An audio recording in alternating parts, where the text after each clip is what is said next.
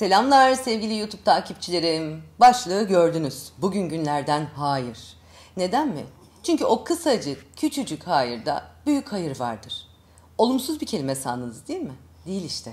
Beni de atarlı sanıyorlar. Oysa ki poğaça gibi kadınım. Konumuza gelmeden önce şöyle bir dışarıdan gelenler araya kaynamasınlar bakayım, abone olsunlar. Video yükleyince bildirim gönderen zile de bassınlar. Neden mi? Ben öyle mutlu oluyorum diye. Tamam, şimdi gelelim konumuza.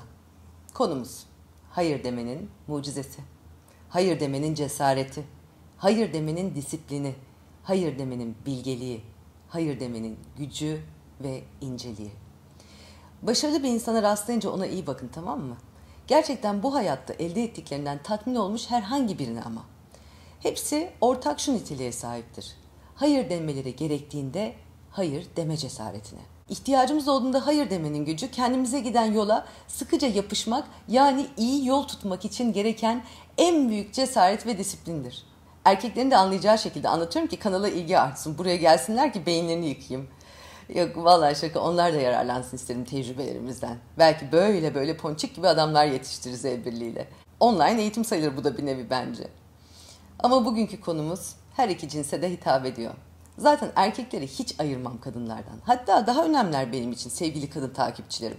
Onlar olmasaydı bu kadar kitap yazamazdım ve sizlerle de tanışamazdım.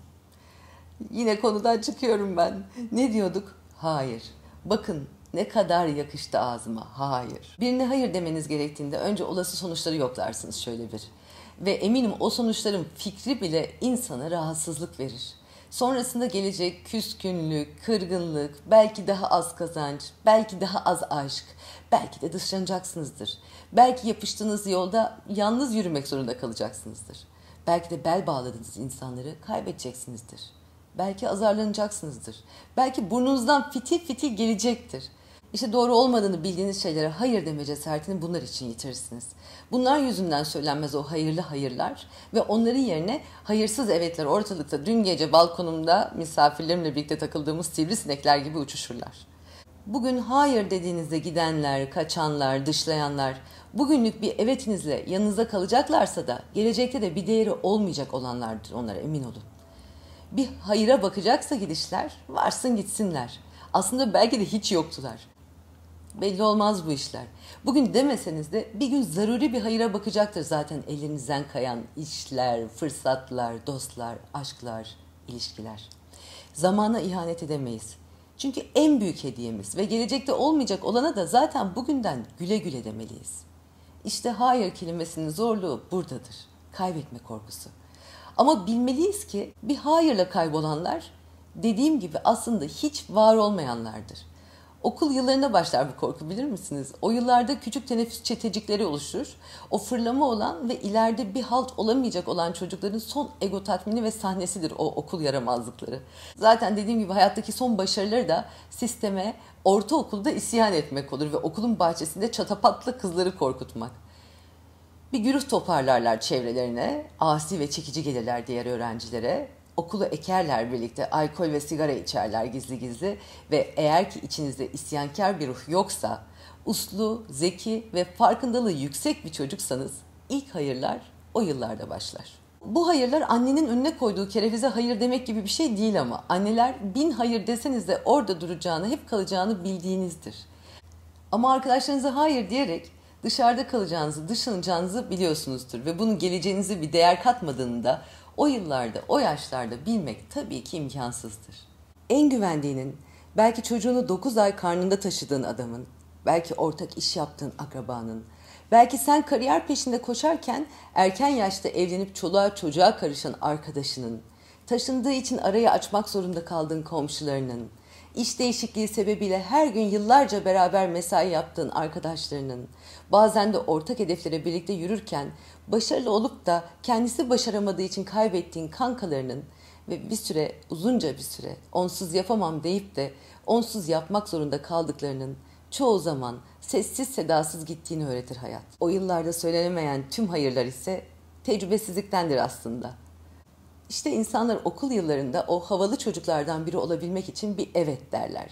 Ve bu sebeple belki de ileride dünya çapında bir aktör, bir politikacı, bir müzisyen, bir konuşmacı, bir yazar, bir anne, bir baba, bir insan olma fırsatını da o zamanlar söyleyemedikleri bir hayır sebebiyle ellerinden kayıp gidişini izlerler.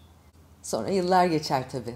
Artık yetiştirme tarzınızın güzelliğinden mi diyeyim, empat oluşunuzdan mı, adab-ı muaşereti annenizden kaptığınızdan mı, hümanistliğinizden mi ve bugünlerde çok bulunmayan bir erdem olan nezaketten dolayı mıdır bilmem. Hayır diyemezsiniz insanlara. İşten bir cuma günü yorgun argın eve gelip hafta sonu dinlenmekten başka bir şey düşünmezken eltingiller arar, yemeğe gelmek isterler. Ne yaparsan yap. İstersen salonun ortasında kuzu çevir, yine de ardından bir dedikodu edilecektir. Bahane eti sert kalmış kuzudur, hedef sensindir. Ya da iş arkadaşların tüm pazar günü kaplayan bitmek bilmeyen ye bitmez brunchlara davet ederler. Hayır diyemezsiniz. Çünkü hayır demek gücünün sınırlarını bilmemiz mümkün bile olmayan o mucize organımız beynimizde sevilmemek demektir. Zaten belki de yıllar sonra adını hatırlamayacağınız, belki kazık yiyeceğiniz, belki kopup gideceğiniz, belki de ikrah getireceğiniz insanlar için bir kitap okunmaz, bir şarkı dinlenmez, ihtiyacı olan birinin gönlü alınmaz. Senaryosunu belki de hayat felsefeniz yapacağınız bir film izlenmez, bir resim çizilmez, bir beste yapılmaz, bir şiir yazılmaz. O hayır diyebilenler var ya, işte onlar ampulü icat edenler. Hayır diyebilenler Facebook'u kuranlar. Hayır diyebilenler Oscar'lı bir film yönettiler. Hayır diyenler yazdılar. Hayır diyenler okudular. Hayır diyenler belki de cerrah olup kalbi delik bir bebeği hayata döndürdüler. Hayır demek inceliktir. Hem de kendinize yaptığınız en büyük incelik. Ama hayır demeyi de incelikle yapmak gerekir. Bugün hayır dedikleriniz ileride belki de size hayranlıkla bakıp hayır demeyi öğrenecektir. Kalp kırmadan hayır demek önce kendinize ama belki de tüm dünyaya yaptığınız bir iyiliktir. Sosyalleşmeyi mesai haline getiren tüm insanlar özellikle sosyal medya sebebiyle çığırından çıktılar bugünlerde. Buluşup, konuşup, kahve içip, koca çekiştirip, yüzüne gülüp, akşamda kocayla onu çekiştirip ömür tüketen insanlara icatlarla, sanatla, tıpla, mühendislikle, şarkılarla hizmet ediyor gibi görünüyor belki hayır diyenler. Ama çok önemli bir detay var aslında. Onlar hiç ölmüyorlar 2-3 hayır kelimesini fazladan konuştuklarında ve en önemlisi nesiller boyu gurur duyuyor evlatları ve torunları onlarla. 2 boş kokteyl kadehi, 2-3 dost kılıklı dedikoducu zilli ve pahalı elbiselerinden ibaret oluyorlar nihayetinde göçüp gittiklerinde. Hayır demeyi bilseler, dostlukların en güzelini, aile sevgisini, farkındalığın kadrini yaşarken gizli kalan ve kendilerinin bile hayır diyememekten fark etmeye zaman bulamadıkları yetenekleriyle yaşadıklarını hem hissederek hem de hissettirerek ömür geçirirler. Hayır diyecek güce ve disipline sahip olanlar, bunun onları gerçekten yaşamak istedikleri hayata ulaştırıp hatta daha da ileriye götüreceğini bilirler. O küçük, tutarlı ama güçlü seçimleri zaman içinde büyük sonuçlara katkıda bulunacaktır. Bunu bilirler. İşte bu yüzden güç ve netlikle ama nezaketle söylenen her hayır zaman içinde birçok mucizevi evete sebep olacaktır. İşte hayatınızda hayır demeniz gerektiği yerde söyleyebildiğiniz o cesur hayırlar bankanızdaki bileşik faiz gibi işleyecektir. Ve mevduatınızı çektiğiniz gün geldiğinde yaptığınız yatırım için kendinizi kucaklayacaksınızdır. Şöyle bir makas alacaksınızdır kendinizden emin olun. Niye bu kadar işle anlatıyorum bu konuyu biliyor musunuz? Şu anda her neysem, her kim isem şükürler olsun da belki de olabileceğim ve kendimde keşfedemediğim tüm değerler bir evetin kurbanı olmuştur zamanında. Bugün belki de bir kitap eksik okumama sebep olan, gerçek dostlarla geçireceğim öğrenme, güvenme, aydınlanma, bolca da gülebilme içeren sohbetlerin sayısını azaltan, bana belki de bir sayfa olsa daha az yazdıran yanlış evetlerime hayıflanıyorum işte. Köpeklerimin karnını bile 10 dakika fazla okşayacağımı bilsem, dolandırıldığım, aldatıldığım, zaman ve emek verdiğim, hayaller tükettiğim dostluklara, arkadaşlıklara ve aşklara evet demezdim. Her bir zaruri evet benim annemin bile arayıp hattını sorabildiğim o dakikalardan çaldıysa bile ederlerinden çok daha fazla şey götürmüşlerdir benden. Çünkü yapılacak hiçbir maddi ödeme bir insandan yanlış bir evetin götürdüğü zamanı karşılamaz, inanın.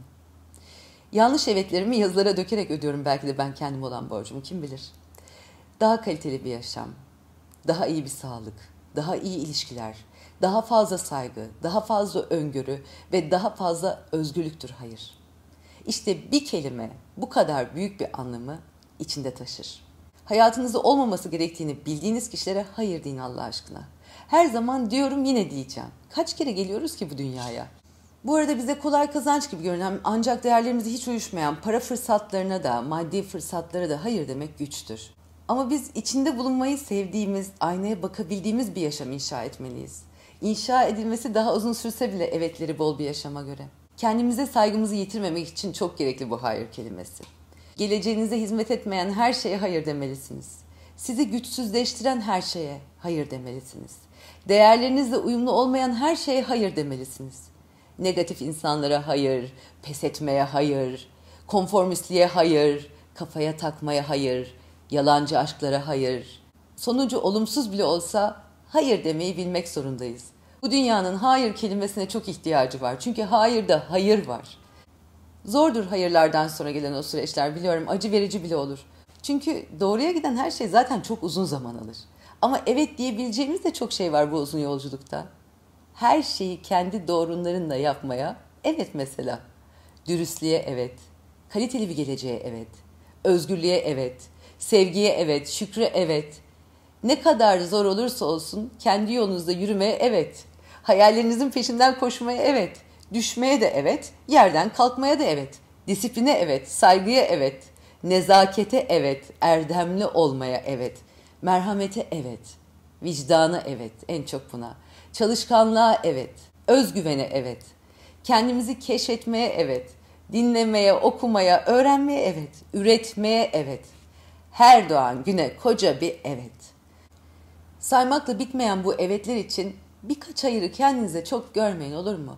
Hayır bir kelime değil aslında. Çok anlamlı bir cümle benim için. Evet kadar sevimli değil ama belki kelimesi kadar da şahsiyetsiz değil.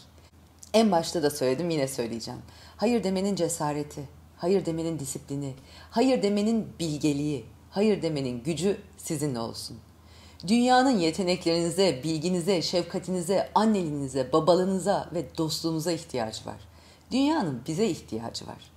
Hadi bugün bir tanecik hayır deyin benim için, şöyle ağız dolusu. Sonra da bir limonata yapın bol buzlu. Alın elinize bir kitap ve başka bir dünyaya yolculuk yapın. Belki de bir cümle yazılmıştır o kitapta ve sizi gelecekteki gurur duyacağınız siz yapabilecek bir fikir düşer aklınıza, kim bilir. Dünyayı olabileceğiniz en iyi sizden mahrum bırakmayın. İşte gücü bu kadar büyüktür o mini minnacık hayır. Öpüyorum. Kendinize iyi bakın.